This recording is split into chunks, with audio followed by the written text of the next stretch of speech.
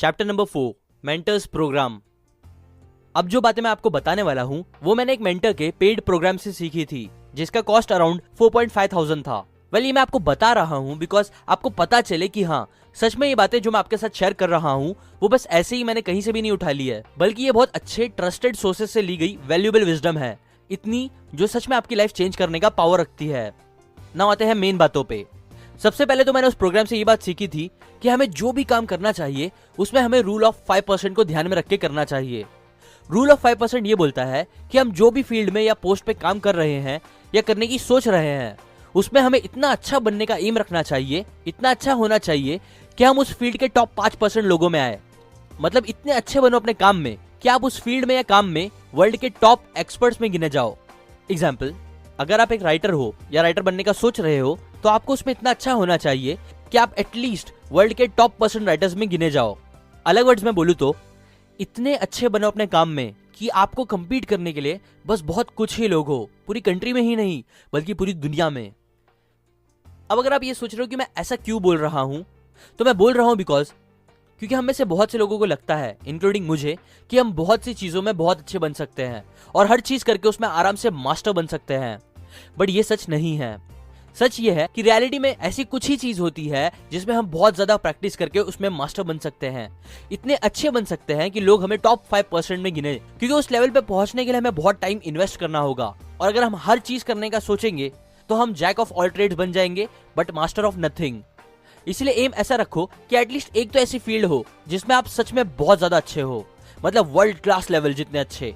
M रखो कि आप टॉप 5% में आओ, क्योंकि आज के टाइम पे टेक्नोलॉजी की वजह से कंपटीशन बहुत ज्यादा बढ़ गया है। और ये बात मैंने आपको एक वीडियो में बताई भी थी। आज ऐसा टाइम आ गया है कि हम बस अपनी सिटी के लोगों से ही नहीं compete करते कस्टमर्स के लिए, बल्कि कई बार हम पूरी वर्ल्ड लेवल पे compete करते हैं, बिकॉज इंटरनेट और टेक्नोलॉजी ने सबको इतना कनेक्टेड कर दिया है। इसीलिए आज अगर आप कोई भी फील्ड में बहुत अच्छे नहीं रहोगे तो कोई और आपसे अच्छा बन जाएगा और लोग भी फिर आपके बजाय उनके पास जाएंगे अपना काम कराने के लिए, जो आपको फिर खुद ऊपर आने नहीं देगा लाइफ में। इसलिए ट्राई करो कि आप किसी एक फील्ड में बहुत अच्छे बनो और ना कि हर चीज में मास्टर बनने की कोशिश करो। एग्जाम्पल, माइकल जॉर्डन को one of the best basket player of all the time माना जाता है, पर ये बहुत कम लोग जानते हैं कि उन्हें पहले स्टार्टिंग में बेसबॉल खेलने का भी बहुत शौक था। उन्हें लगता था कि वो उसमें भी बहुत अच्छा कर सकते हैं, बट ये सच नहीं था। वो बेसबॉल में इतने अच्छे नहीं थे जितना बास्केटबॉल में थे, जो उन्हें खुद प्रैक्टिस करते करते और खेलते हुए समझ में आने लगा। और ये बात उनके एक मेंटर ने भी उन्हें समझाई, जिसके बाद उन्होंने क्या किया कि फिर उन्होंने बेसबॉल को ड्रॉप कर दिया पूरी तरह से, और फिर उन्होंने अपना पूरा टाइम, पूरा एफर्ट और पूरा फोकस बस बास्केटबॉल में लगा दिया, जिसमें वो सच में बहुत अच्छे थे। और जब फिर उन्होंने अपना पूरा फोकस और कंसंट्रेशन उसमें लगाया तो वो बस टॉप 5% में ही नहीं बल्कि खुद दुनिया के टॉप प्लेयर भी बन गए, जिसकी वजह से आज वो बहुत ज्यादा अमीर, सक्सेसफुल और रिस्पेक्टेड इंसान भी माने जाते हैं। और यही सेम चीज आपको भी करनी चाहिए। आपको भी पता होना चाहिए कि आप वो कौन सी एक चीज में इतने अच्छे बन सकते हो और किस में आप अपना पूरा फोकस दे सकते हो ताकि आप वर्ल्ड के टॉप 5% में आ पाओ। सो अभी मैं आपको बताऊंगा the 4 intersection circle Eulerian destination का कॉन्सेप्ट, जो हेल्प करेगा आपको वो काम फाइंड आउट करने में। और याद रखो, बहुत ज्यादा चांस है कि ये काम शायद आपका पैशन भी होगा। नाउ 4 में से पहला सर्कल आता है around what you have grown up का। इसमें आपको वो चीजें सोचनी है जिसके आसपास आप पले बड़े हो बचपन से। एग्जाम्पल, मैं टीचर्स लोगों के आसपास पला बड़ा हूँ। मेरी बहन और कई क्लोज के रिलेटिव्स मेरे टीचर्स थे, सो उसकी वजह से ही नेचुरली बचपन से मेरे अंदर टीचर बनने की कुछ क्वालिटी मेरे दिमाग में हार्डवायर्ड हो गई थी। ऐसे ही आप भी सोचो कि आपका बैकग्राउंड, फैमिली या बचपन, कौन सी जगह आप ज्यादा रहे हो, किस प्रोफेशन के आसपास, और उसकी वजह से कौन सी क्वालिटी और चीजें आपके दिमाग में बैठ गई है। क्योंकि बचपन में सीखी हुई चीजें सच बहुत पावरफुल होती है, जो हमारे दिमाग में जिंदगी भर के लिए कभी कभी अच्छे से बैठ जाती है। सो अभी आप सोचो कि वो कौन सी स्किल्स आपने बचपन में सबसे ज्यादा देखी है या सोची है या करी है, या जिसके आसपास आप बैठे हो, पले हो, बड़े हो, या जिसके आसपास आपने ज्यादा टाइम बिताया है। इसके बारे में सोचो और इन सबको लिख लो, क्योंकि ये सब काम आपके सर्कल 1 में आएंगे। दूसरा सर्कल जो है वो है स्ट्रेंजर्स फीडबैक का सर्कल। आपने देखा होगा बहुत बार गॉट टैलेंट जैसे रियलिटी शो में एक इंसान आता है जो एकदम खराब परफॉर्मेंस देता है, जो किसी को भी पसंद नहीं आता। जजेस उसे बेइज्जत करके एलिमिनेट कर देते हैं, बट स्टिल वो फिर भी ये समझता ही नहीं कि उसने अच्छा परफॉर्म नहीं किया, बल्कि वो पूरा ब्लेम जजेस पे डाल देता है कि जजेस ही पागल है। मोस्टली ऐसे लोग डिल्यूजनल टाइप के लोग होते हैं, जिन्हें पता ही नहीं होता कि वो कौन सी चीज में अच्छे हैं और किस चीज में नहीं, क्योंकि शायद उनके कुछ खास लोगों ने, जैसे कि उनकी फैमिली मेंबर्स ने या फ्रेंड्स ने, उन्हें ना हट करने के लिए उनकी झूठी तारीफ की होती है और पॉजिटिव फीडबैक दिया होता है प्यार की वजह से। इसलिए बहुत ज्यादा चांस होते हैं कि उनके फीडबैक्स गलत भी होते हैं। इसीलिए अगर आपको सच में एक ट्रू फीडबैक लेना है तो आप किसी स्ट्रेंजर से लो जो आपको अच्छे से नहीं जानता हो या जो आपसे इमोशनली ज्यादा कनेक्टेड ना हो। ऐसा इंसान जो सच्चा फीडबैक देने से पीछे ना हटे, जो आपको एकदम सच बोले भले से आपको हर्ट भी हो जाए।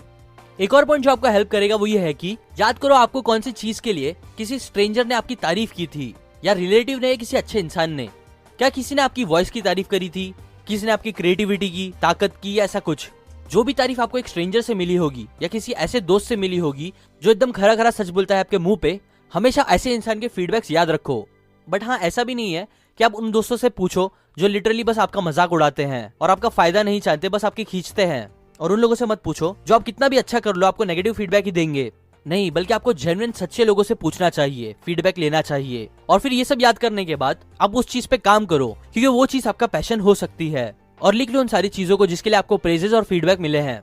एग्जाम्पल, मुझे मेरे बहुत से दोस्त और स्ट्रेंजर्स ने भी ये बोला था कि तू हर चीज बहुत ज्यादा अच्छे से समझाने की कोशिश करता है। सो उधर से ही मुझे आइडिया मिल गया था कि मुझे समझाना पसंद है, जिसने फिर मुझे मेरा पैशन फाइंड आउट करने में भी हेल्प करा। तीसरा सर्कल होता है उन कामों का सर्कल जो आप पिछले कई सालों से कर रहे हो। जैसे कि जो लोग जॉब कर रहे होते हैं और वो जॉब में जो काम कर रहे होते हैं वो वाला काम, मतलब उनका प्रोफेशन। जो लोग जॉब नहीं कर रहे होते हैं वो लोग सोचो कि वो कौन सा काम है जिसमें आपने अपना सबसे ज्यादा टाइम लगाया है और जिसमें आप काम करते करते अच्छे बन गए हो।